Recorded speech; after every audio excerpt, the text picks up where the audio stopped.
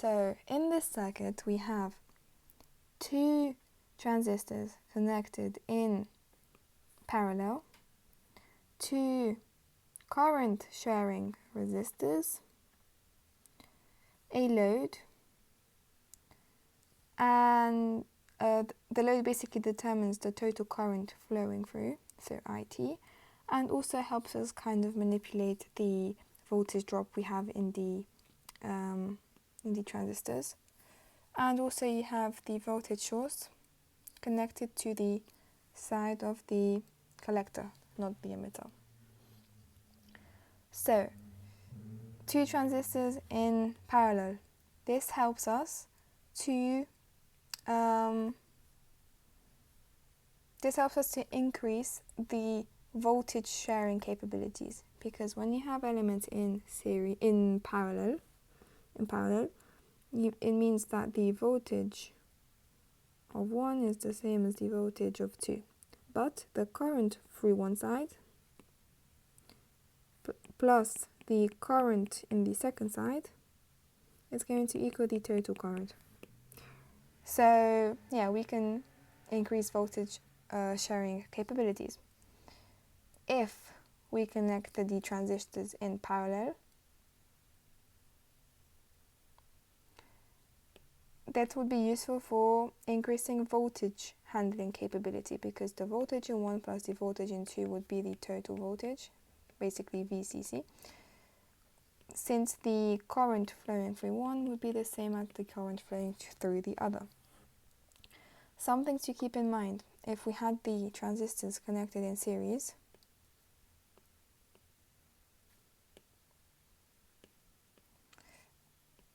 I should have also drawn a switch, because when you switch them on,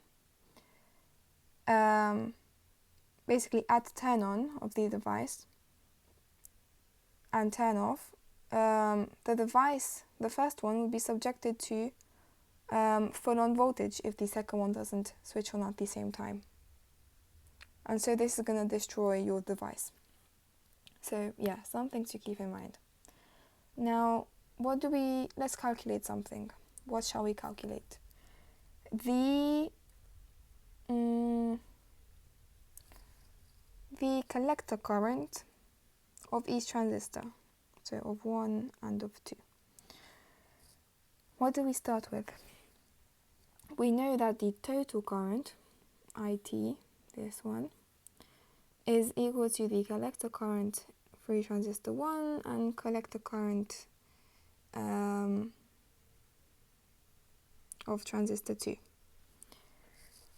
We also have the current sharing condition, because we know current is shared on both sides. So the current flowing through this branch is going to be not the current, basically the voltages.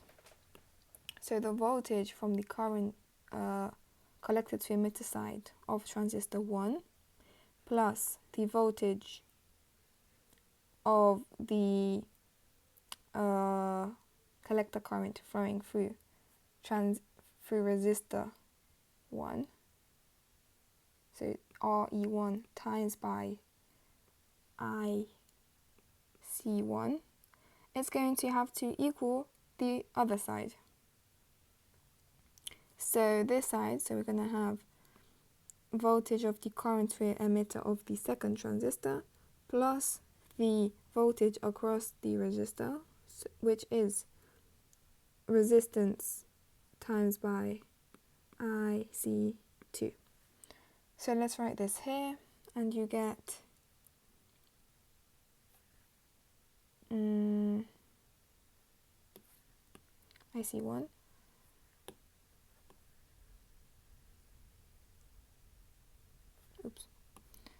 and you get IC1 times RE1 plus VCE1 equals the other side, so VCE2 plus IC2 times RE2.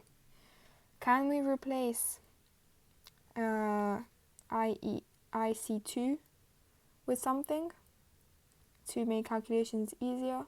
Yes, we can. IC2 is basically the same as IT minus IC1 because it's shared. So IT minus IC1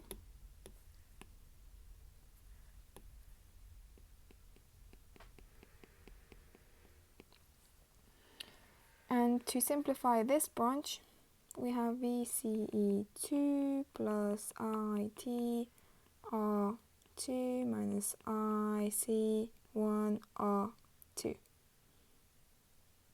Simplify further, so current of collector for transistor 1 plus RE1 plus IC1 times by R2 is voltage collector to emitter for the second transistor plus the total current times by the resistance of the second resistor minus the voltage of the collector to emitter for transistor 1.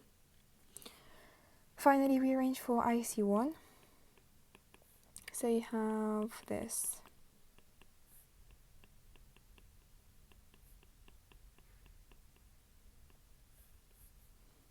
And then divide by RE1 and RE2. So R1 plus R2. Now the numbers, we know this is 3 for transistor 1, for transistor 2, and for transistor 1 is 2.5, plus the total current of the circuit, which is 20, times by resistance of the second resistor, 0.2,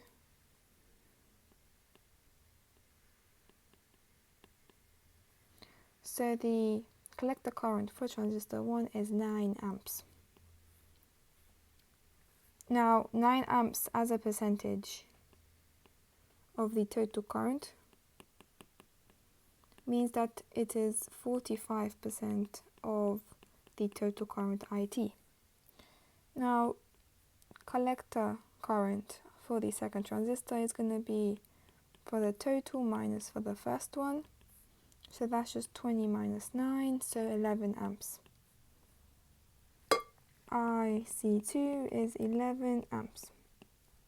Now if you are to do this as a percentage of the total current of the circuit, you're going to get 55% of IT. And that's it.